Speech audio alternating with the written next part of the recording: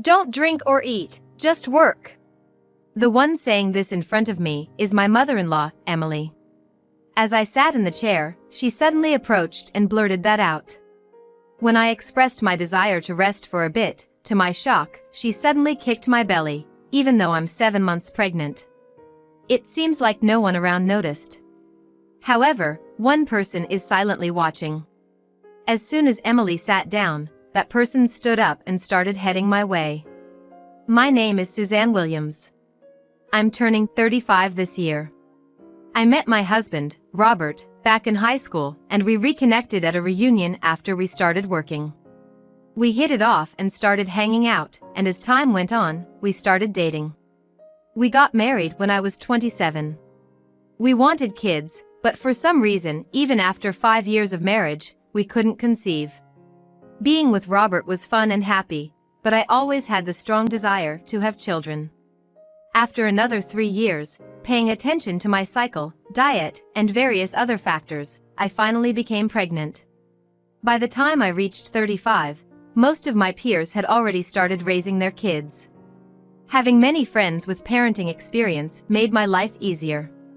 But then, at 7 months pregnant, the most challenging event of my life occurred. Robert and I have been married for 8 years, and there are still things I respect about him. But when it comes to his parents, it's a different story. Especially Emily, my mother-in-law, she's the real problem. I never really got along with Emily. I first met her before our wedding, and she wasn't friendly from the get-go. What makes you think a skinny thing like you can have a child? I preferred Robert's ex, you know. The slightly chubby one. She said, discussing Robert's past relationships even with his fiancée present. She also had issues with the gift I brought. What's this? Some exclusive New York treat? I've never heard of it. I wanted some European pastries. You're so thoughtless. I had asked Robert what Emily would like, thinking she might have a preference. He mentioned she'd been wanting to try a unique treat only found in New York, so I went out of my way to get it. But Emily denied ever wanting it, leaving Robert chuckling awkwardly. But didn't you say you wanted to try this the other day? She took the time to get it for you. You should be grateful. Robert tried to defend me, but Emily glared at me and went to her room. Considering our first meeting went like this, I had reservations about marrying Robert. What saved me was Robert always having my back. When I expressed concerns about living with Emily, he assured me we would never move in with his parents. From then on, Robert always supported me. I didn't really have any complaints. Except for the fact that we had to visit his parents' house regularly. I didn't like it, but I knew I couldn't ignore my in-laws.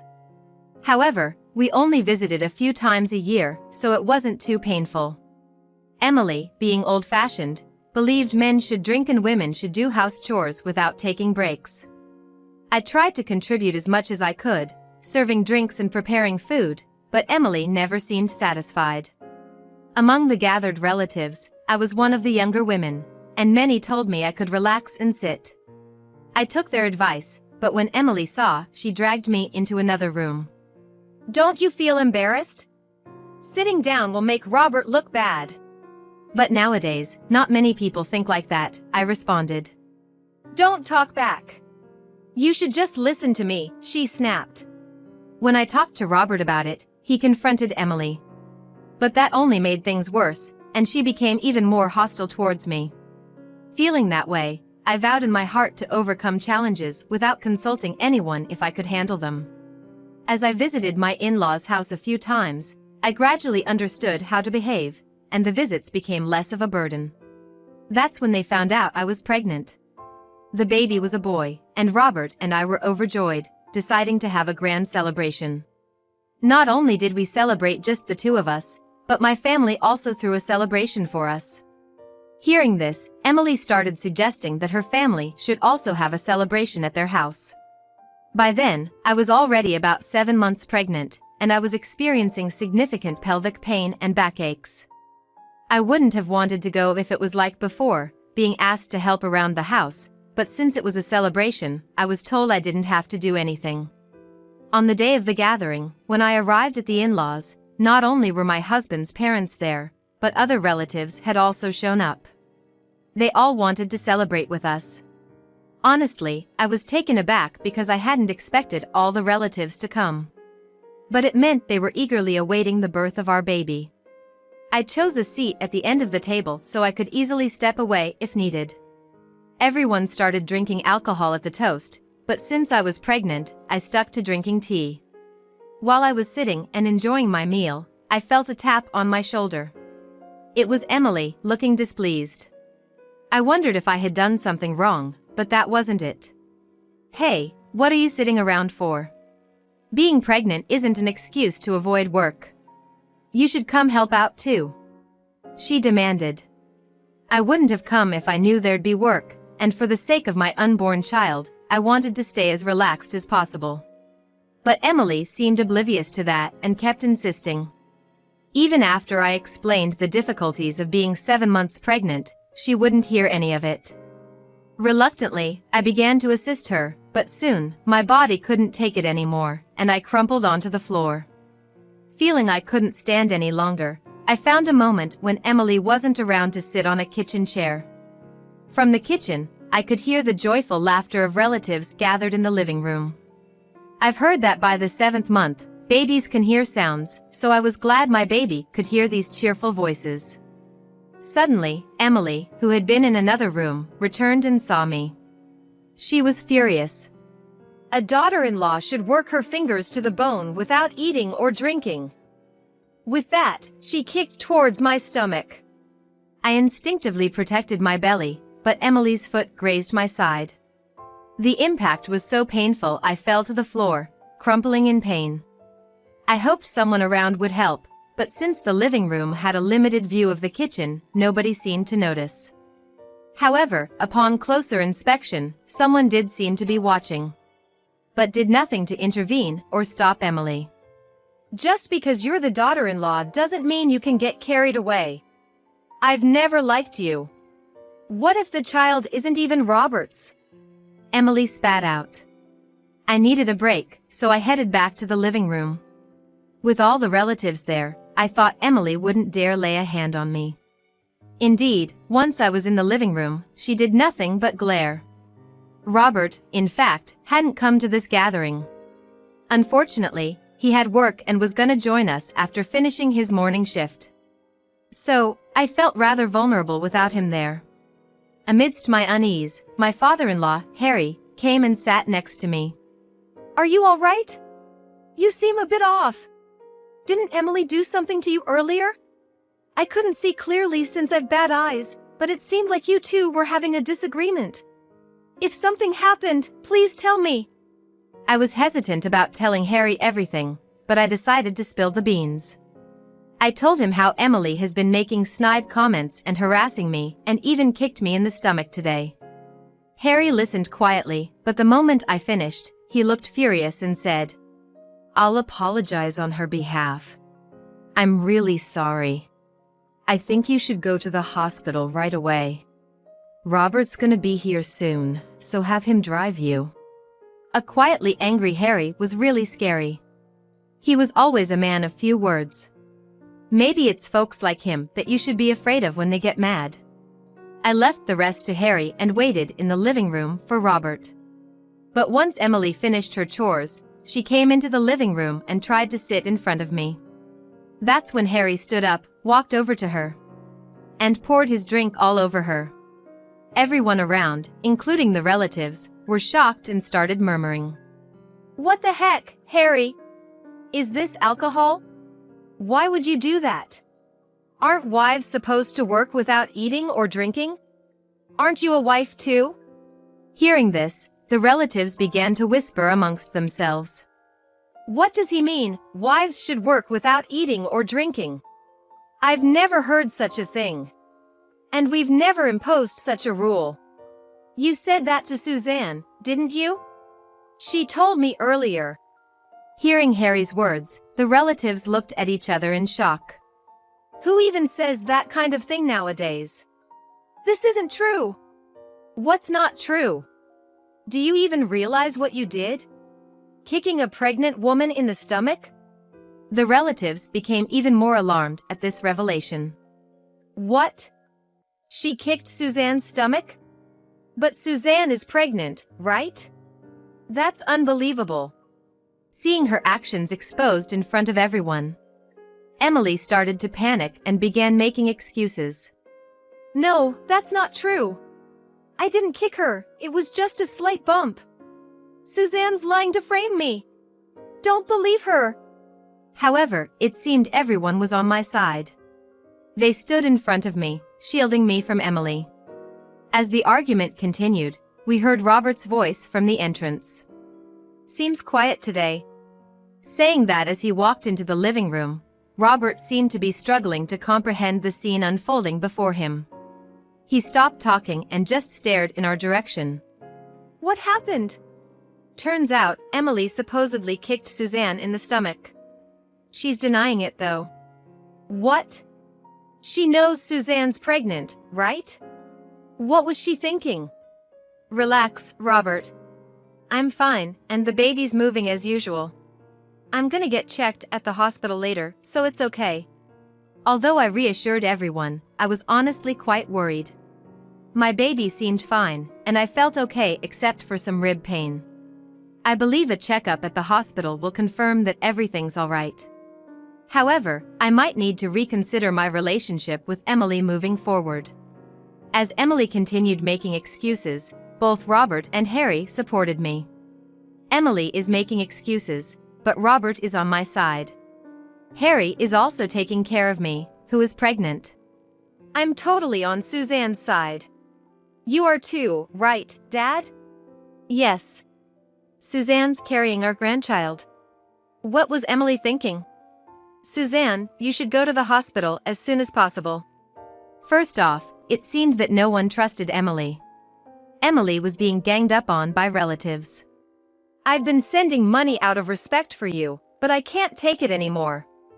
Stay out of my family's life from now on. What the hell is that? Who do you think raised you? I was raised by Dad. He worked hard to support our family, and when he came home, he'd make simple meals for us. He even took us to the amusement park on his days off. What did you ever do for me? I gave birth to you. Isn't that enough? It seemed Emily couldn't recall anything she had done for Robert after thinking for a while. The relatives, looking exasperated, and Harry looked distressed. I've been thinking about what to do, and honestly, I want to distance myself from you. What do you mean by distance? I mean I want a divorce. You don't work, you don't do anything around the house. Now that Robert is on his own, I've been thinking about divorce. Seems like the right time. Divorce? You're never gonna get that from me. Emily said this and ran out of the house. Nobody had a clue where she went, but it seemed like everyone was relieved with her absence. After confirming that Emily had left, I asked Robert to take me to the hospital. Robert promptly brought the car to the front and drove me to the nearest hospital. The examination results were fine, but I had a large bruise on my side. The doctor said it should heal over time. Rest up. If you need any documentation or photos for evidence, just let me know. I had Robert take a picture of the bruise to keep as evidence. Sometime after that, Robert and I went to Harry's house to talk things over. We thought Emily might be there, but it seems she wasn't. When we asked Harry about Emily's whereabouts, he said, "Remember when she stormed out the other day? I changed the locks after that. So, Emily can't get in. She did come back once, but left once she realized she couldn't get in." You mentioned about getting a divorce. Were you serious about that? Yeah, I've been thinking about it for a while. I'm really sorry for what Suzanne had to go through. I'll support whatever decision you make. Although I was scared, there wasn't any harm to the baby, and the bruise was almost healed. But if Emily can't come back, how are they planning to get divorced? As I was pondering this, Harry spoke up. Apparently, he's already hired a top-notch lawyer experienced in divorce cases. According to Harry, it seems Emily has been having an affair with a single man living nearby. He kept quiet about her affair, thinking it might upset Robert, but he has decided to divorce after the recent events.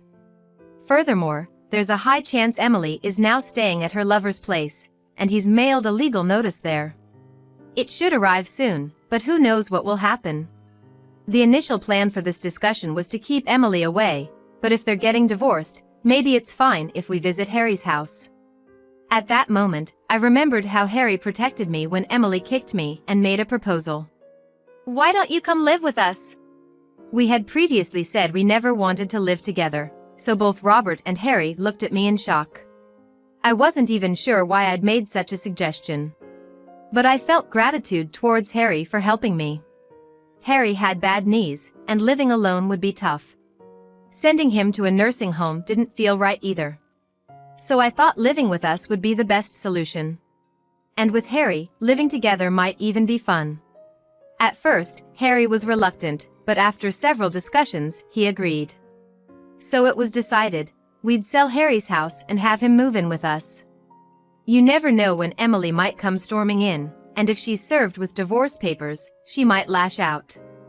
So we decided Robert should take some time off from work to focus on the move.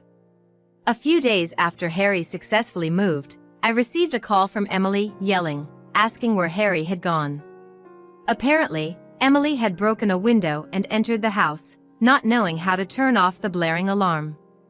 However, the family had already sold the house, and new people lived there, so Emily was trespassing. Just as I thought she'd done something outrageous, Emily let out a small scream. While still on the phone, I could hear police sirens in the background, and shortly after, a voice from an officer, and then the call cut off. Emily ended up being arrested for breaking and entering, so I went to visit her with Harry and a lawyer.